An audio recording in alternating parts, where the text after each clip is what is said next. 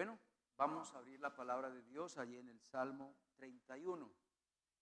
Hoy le correspondía a Mardeli dar la enseñanza, pero hicimos un cambio.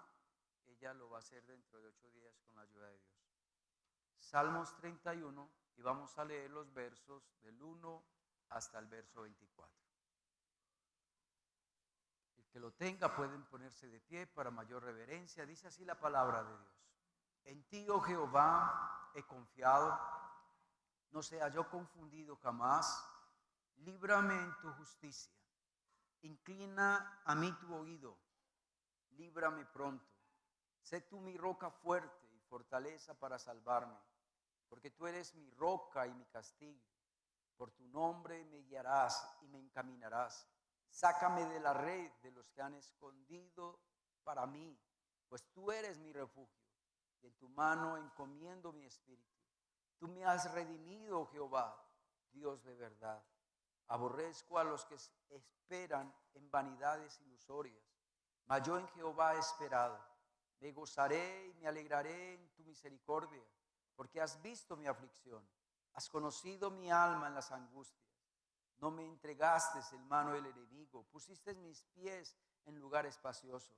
Ten misericordia de mí, oh Jehová, porque estoy en angustia. Se han consumido de tristeza mis ojos, mi alma también y mi cuerpo, porque mi vida se ha gastando de dolor y mis años de suspirar. Se agotan mis fuerzas a causa de mi iniquidad y mis huesos se han consumido. De todos mis enemigos soy objeto de oprobio y de mis vecinos mucho más. El horror de mis conocidos, los que me ven fuera huyen de mí. He sido olvidado de su corazón como un muerto. He venido a ser como un vaso quebrado, porque oigo la calumnia de muchos. El miedo me asalta por todas partes, mientras consultas juntos contra mí e idean quitarme en la vida. Mas yo en ti confío, oh Jehová. Digo, tú eres mi Dios. En tu mano están mis tiempos. Líbrame de la mano de mis enemigos, de mis perseguidores. Haz resplandecer tu rostro sobre tu siervo. Sálvame por tu misericordia. No sea yo avergonzado, Jehová, ya que te he invocado. Sean avergonzados los impíos, estén mudos en el Seol. Enmudezcan los labios mentirosos que hablan contra el justo cosas duras, con soberbia y menosprecio. Cuán grande es tu bondad, que has guardado para los que te temen, que has mostrado a los que esperan en ti delante de los hijos de los hombres, y en lo secreto de tu presencia los esconderás de la conspiración del hombre. Los pondrás en un tabernáculo a cubierto de contención de lenguas. Bendito sea Jehová, porque ha hecho maravillas, su misericordia para conmigo en la ciudad fortificada. Decía yo en mi premura, cortado soy delante de tus ojos, pero tú oíste las voces de mis ruegos cuando a ti clamaba. Amad a Jehová todos vosotros sus santos, a los fieles guarda Jehová y paga abundantemente a los que proceden con soberbia. Esforzaos todos vosotros, los que esperáis en Jehová, y tome aliento vuestro corazón. Cuando el rey David escribió este salmo, estaba pasando por una situación muy dura. Estaba siendo perseguido por sus enemigos.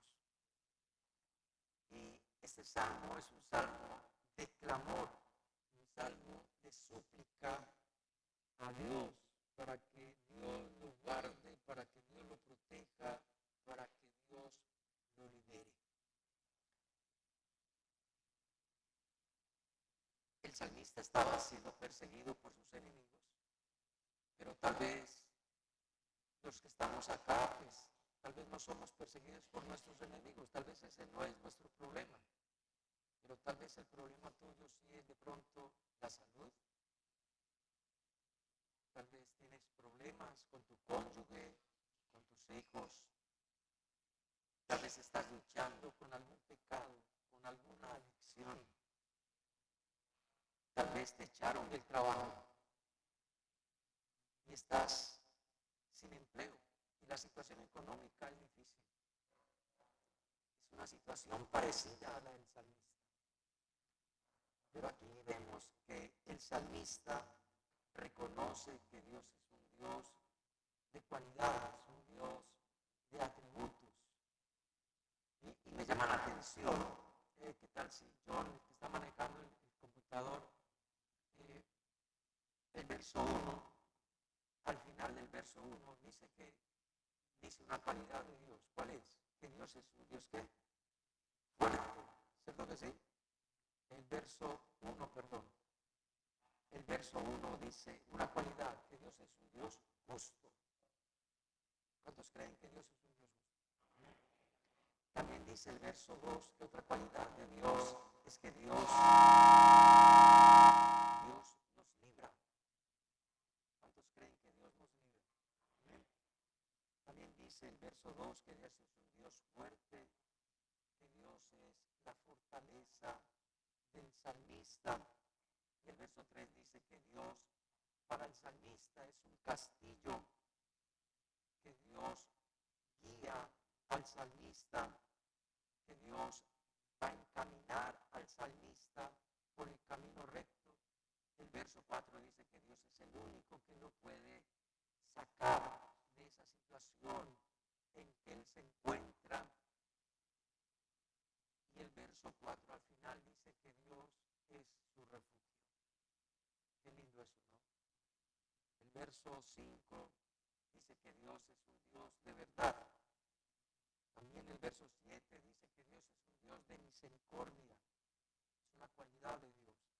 Y el verso 7 también al final dice que Dios tiene la característica o el atributo de que Dios conoce el alma del salmista. ¿Cuántos creen que Dios conoce nuestras vidas? Amén.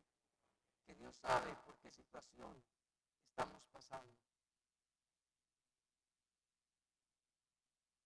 El verso 15 me llamó mucho la atención. Y esa frase tan hermosa, dice el salmista: en tus manos están, ¿qué? Mis tiempos. Otra versión dice: Señor, mis años están en tus manos, mi vida está en tus manos, mi futuro está en tus manos. El salmista sabía que él podía confiar que Dios lo iba a guiar, que Dios iba a estar con él, que el futuro de él depende de Dios. Otra cualidad que veo de Dios acá está en el verso 19. El verso 19 dice el salmista que Dios es un Dios que bondadoso. ¿Qué es bondad? Bondad es que Dios es un Dios de misericordia, que se compadece del que sufre, que se compadece del que tiene dolor, del que tiene quebranto. Esa es una cualidad de nuestro Dios. Entonces, qué lindo uno saber de que está pasando por un problema, una dificultad muy grande, pero que uno sabe.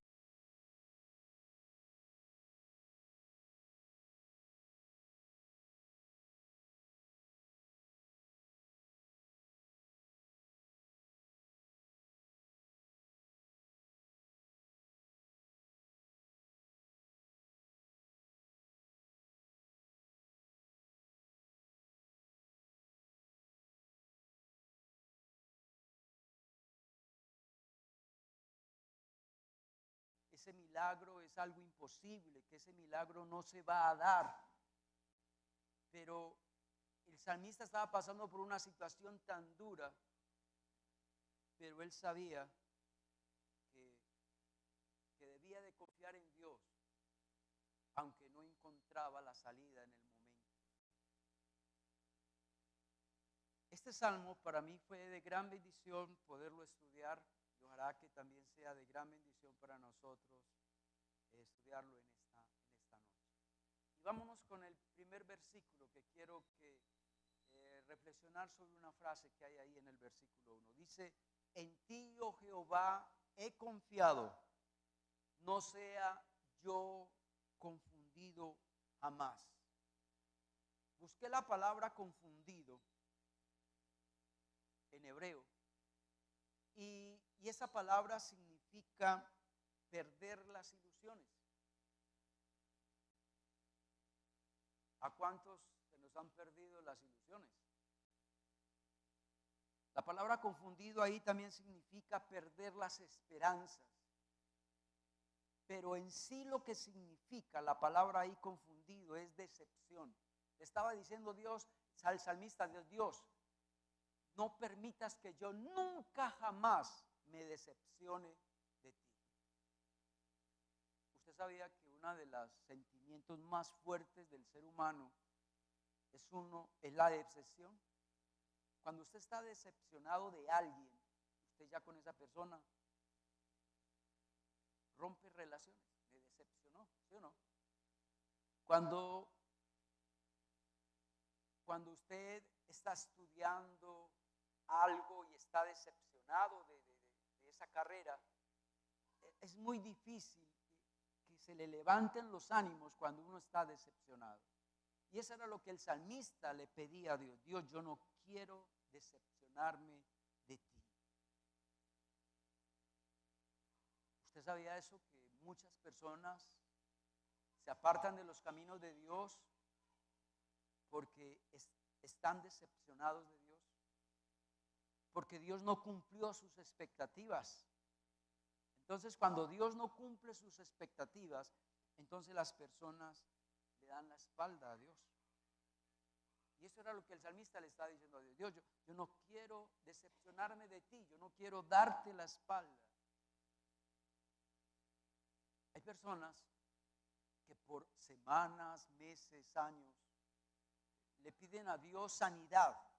Está padeciendo una enfermedad y por más que ore, ayune, vigile, esa enfermedad en vez de sanarse antes está ¿qué? Antes todos los días está más complicada.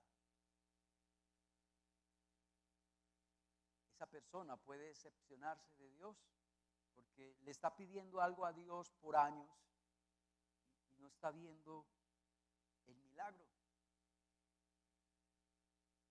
Cuando usted está desempleado y busca trabajo y manda solicitudes, hojas de vida por todas partes y nada, y oramos para que Dios te dé empleo y nada, muchos se pueden decepcionar de Dios.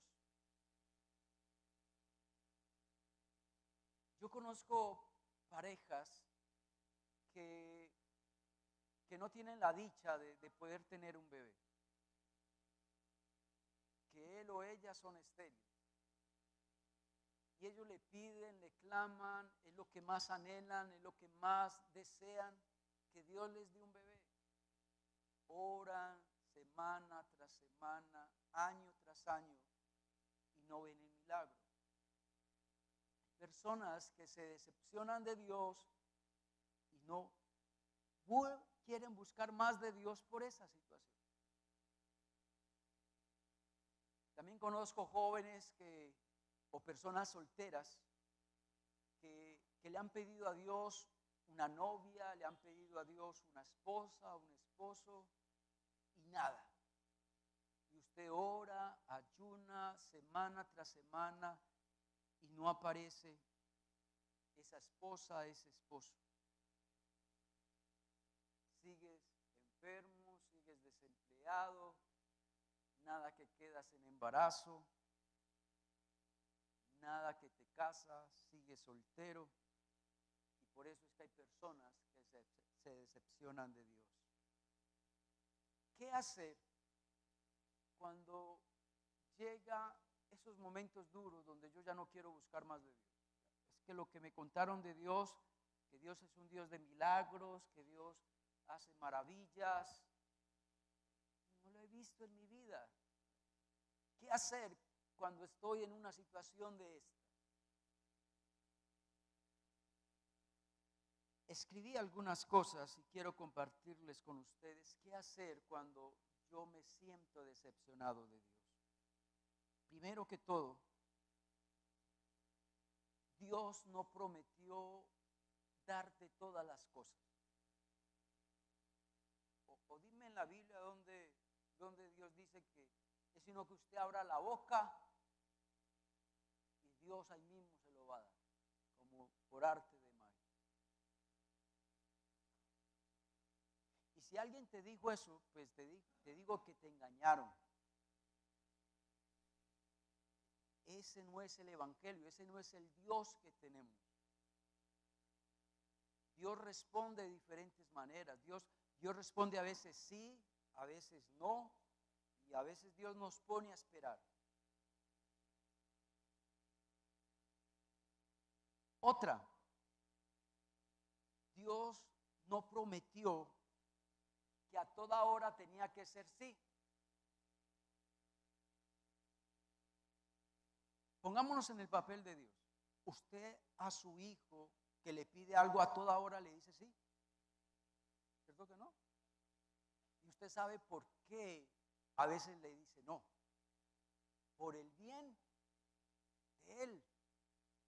Los hijos no entienden, pero usted como mamá sí sabe que a toda hora no hay que decirle sí al hijo. Lo mismo pasa con Dios. Uno cree que es por acá y Dios dice no es por ahí, es por acá. Entonces, ¿cómo Dios te va a decir que por acá sabiendo que es por allá? ¿Qué hacer cuando estamos decepcionados de Dios? Jesús nos enseñó. ¿Se acuerdan cuando Jesús estuvo en el Getsemaní? Yo creo que una de las frases más lindas que el Señor Jesucristo nos haya dejado. No se haga mi voluntad, sino la tuya. Esa es la mejor forma como usted y yo debemos de orarle a Dios. Cuando usted vaya a orar por sanidad, ore de esta manera: Dios, yo quiero ser sano, pero si no es la voluntad tuya, hágase lo que tú quieras. Señor, yo quiero tener una esposa. Esa es mi voluntad, pero si no es tu voluntad, listo Dios, para las que sean. Dios, yo quiero tener empleo ya, pero si en tus planes está mejor darme ese empleo dentro de 2 o 3 meses, listo Dios, que se haga lo que tú quieras. Esa es la mejor forma como usted y yo debemos de acercarnos a Dios. Otra cosa que nos enseñó el Señor Jesucristo, está allí en Mateo 6, dice: buscad primeramente el reino de Dios y su justicia, y las demás cosas vendrán por añadidura. Es decir, lo primero, lo más principal que usted debe de hacer es buscar a Dios. Busque a Dios. Así las cosas que usted le pida a Dios no estén ahí. No, esas cosas van a venir, Dios las va añadiendo a medida que las vayamos necesitando. Pero no, nosotros vamos es al contrario. Primero queremos que Dios nos dé ¿qué? Las añadiduras, ¿sí o no? Y si Dios me da las añadiduras, ahí sí lo busco. No, primero busca el reino de Dios y su justicia, y las demás cosas como salud, como una esposa, como un empleo, como una casa, como un carro, una moto, vendrán ¿por qué? Por añadidura. Entonces no veamos las cosas materiales como lo más importante. No veamos las cosas materiales como si no las tengo, entonces mi vida no tiene sentido, me pongo a llorar, me amargo la vida. ¿Quién dijo eso? Las cosas materiales hoy las tenés y mañana se pierden. Entonces, ¿por qué vamos a poner todas nuestras esperanzas en cosas materiales que son ilusorias, que son pasajeras? Amén. El apóstol Pablo también nos enseñó allí en Romanos 8:28, dice que a los que aman a Dios, todas las cosas nos ayudan para bien. Puede que ese tiempo que usted lleva pidiéndole a Dios una esposa, ese tiempo de soledad, te ayude para bien.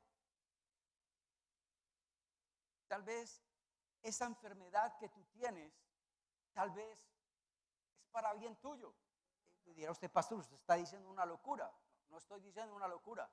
A los que aman a Dios, todas las cosas nos ayudan para bien. Tal vez te echaron del trabajo. Mira, eso puede ser para bien. Pastor, no digas herejías. Sí. Puede que te vaya a resultar dentro de un mes un trabajo mejor que el que tenías. Todas las cosas te ayudan para bien. ¿Estás decepcionado de Dios? No, sigue orando, sigue clamando, sigue confiando en Dios. No te rindas.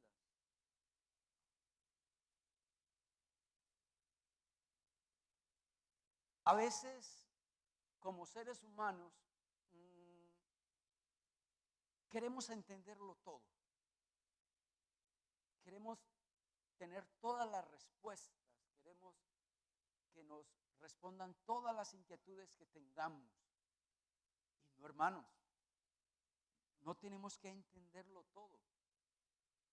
Tal vez lo vamos a entender, ¿qué? Más adelante lo vamos a entender. ¿Cuántos creen que Dios tiene el control de todas las cosas? Entonces no dejemos que nuestro corazón se llene de amargura. Sigamos adelante, que Dios tiene el control de todo. No, dile como lo dijo el salmista. ¿Qué tal si me coloca yo en el primer punto, no? La parte subrayada. Dios, que yo nunca me decepcione de ti. Amén. Así no vea el milagro. Hoy, que nunca me decepcione de ti. Lo segundo que quiero que resaltemos está en el verso 20. Dice, en lo secreto de tu presencia los esconderás. Quiere decir, el salmista veía a Dios como un ¿qué? Como un escondedero.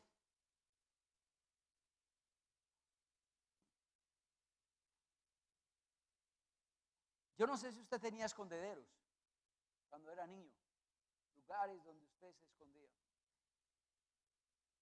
Cuando el papá venía borracho y quería acabar con todo de la casa, muchos niños cogen un lugar, ¿qué? Para esconderse. O la esposa busca un lugar para esconderse. Cuando usted y yo estamos en medio de un peligro, buscamos ¿qué? Un lugar para escondernos. Cuando ya cae la lluvia, buscamos un lugar para protegernos de la lluvia. Cuando hay peligros de ladrones, tratamos de buscar un lugar para escondernos, para no ser vistos, para no ser hallados, un lugar de refugio, un lugar que nos va a guardar, un lugar que nos va a proteger. Qué lindo ver a Dios como un escondedero, como un lugar de refugio. Amén. Como un lugar de refugio. Cuando yo leí este texto, yo decía, Dios, qué lindo, qué privilegio, qué felicidad. Como lo dice Jesucristo, qué bienaventurados somos usted y yo, que tenemos a Dios como nuestro escondite. Las personas que no creen en Dios no tienen lugar para esconderse. No tienen un lugar donde se protejan, donde sean guardados. Salmo 119, versículo 114, ¿qué tal si John lo coloca? Dice acá, mi escondedero. Me gusta esa frase. Mi escondedero. Tú eres mi escondite. Tú eres mi lugar de refugio. Tú eres mi lugar de protección. La verdadera protección está en Dios. La verdadera protección no está en una casa bien hecha, con buenas columnas, con buenas vigas y una pieza forrada en metal grueso. En estos días hubo huracanes en Estados Unidos, ¿cierto? Y en las noticias mostraban a un hombre que se metió en un lugar de refugio, en el sótano. Para él ese fue el escondedero de él. Pero hay huracanes tan fuertes que ni ese lugar es seguro para ellos. Pero Dios sí es nuestra verdadera ¿qué? Protección. Con Dios estaremos verdaderamente seguros, confiados. ¿En qué cosas Dios protege? Hay un texto en la Biblia que dice, sobre toda cosa guardada, guarda tu corazón, porque del corazón, de la mente, depende la vida. Porque uno es lo que piensa.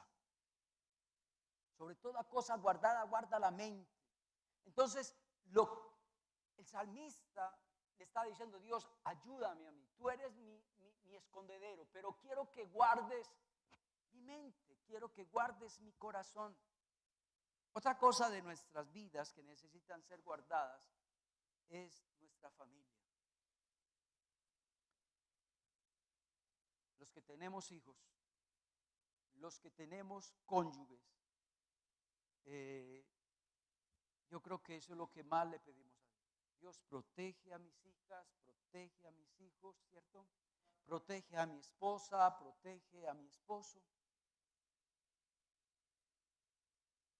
¿Cuántos creen que Dios puede proteger a nuestra familia? Amén. También Dios puede proteger nuestra vida espiritual. ¿Quién sino Él? Dios protege, nos protege. Hay una parte del Padre Nuestro que me llama mucho la atención. Dice, no me dejes caer en tentación, mas líbrame del mal. Según ese texto, yo no soy el único que lucho cuando estoy en medio de una tentación. Cuando yo estoy en una tentación, está Dios al lado nuestro, ¿qué? Guardándonos, protegiéndonos, para que usted y yo no caigamos en ¿qué? En tentación. Otra cosa que necesitamos ser cuidados son las posesiones.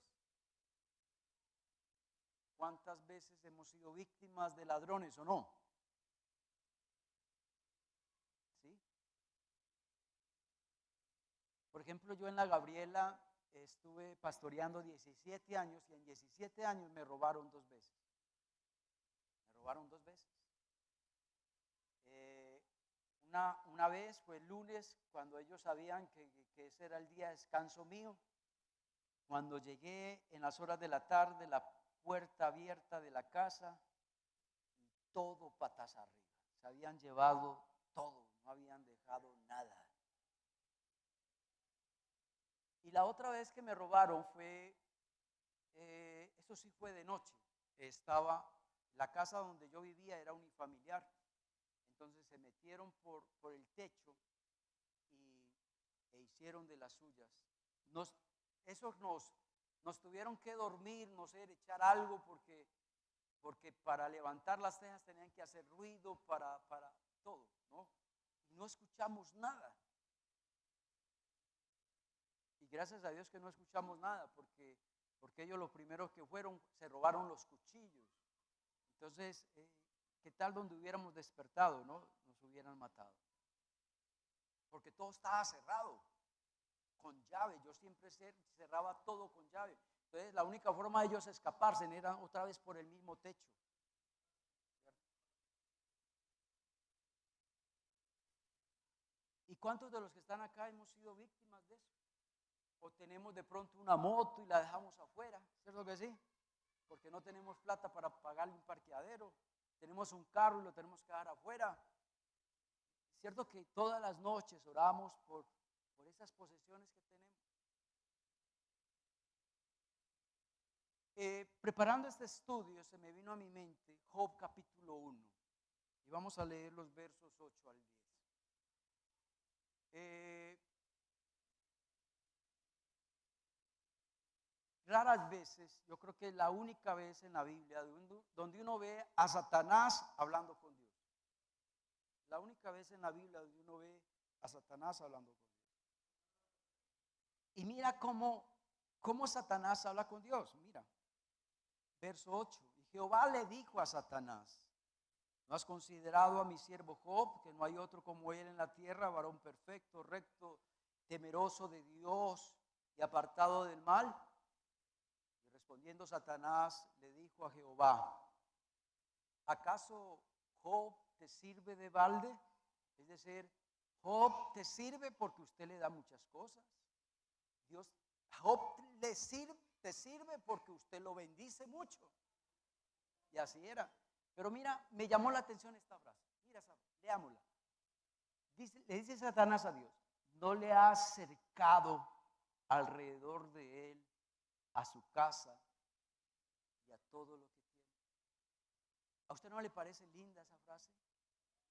Que Dios ha acercado toda la casa de Job y de todo lo que él tiene. Por eso el enemigo no nos puede hacer daño, porque tenemos protección ¿de quién? De Dios. Entonces el salmista veía a Dios como su escondedero, como su escondite, como su lugar de refugio. Así debemos de ver a Dios. Amén. Y lo tercero, y ya para terminar, está en el versículo 20.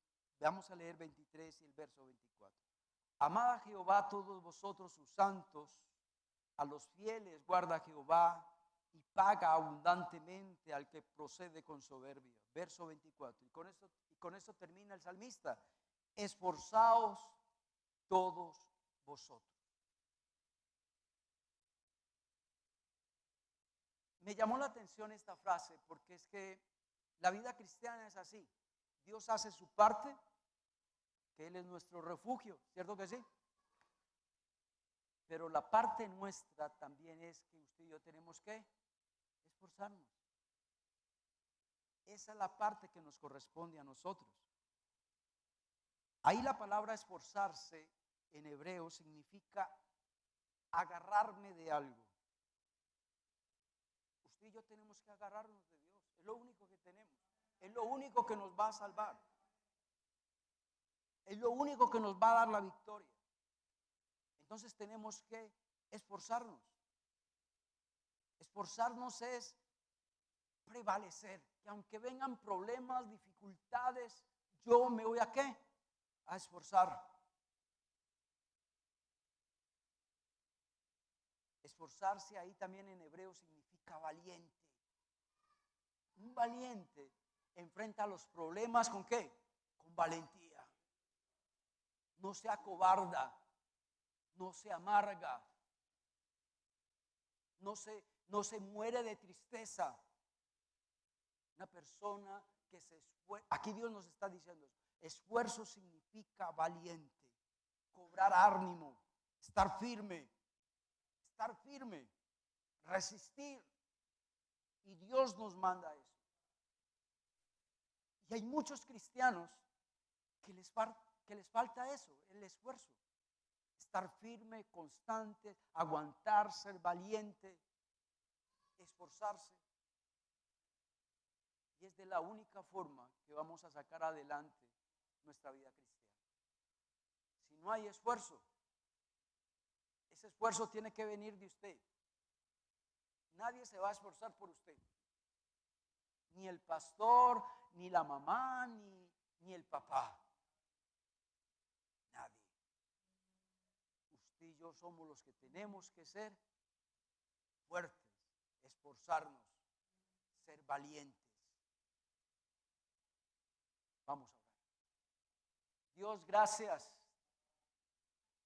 Gracias, Dios, por hablarnos, Dios mío, en esta noche. Qué lindo, Dios, como el salmista te dijo en este salmo: Señor, yo no quiero estar confundido jamás. Yo nunca me quiero decepcionar de ti, Señor. Como el salmista te dijo: Señor, tú eres mi escondite, tú eres mi escondedero. tú eres mi lugar de refugio. Pero también el salmista nos dice en este salmo que cada uno de nosotros tenemos que esforzarnos. Que cada uno de nosotros debemos de ser fuertes, de ser valientes. Que cada uno de nosotros tenemos que cobrar ánimo, estar firmes, resistir. Porque las pruebas no son eternas. Los problemas no son eternos. Entonces hay que esforzarnos, hay que resistir, hay que aguantar, hay que estar firmes. Llévanos en paz y en bendición, Dios, a nuestros hogares. Que la paz de Dios esté con cada uno de nosotros. Amén y amén. Dios los bendiga, hermanos. Que estén bien.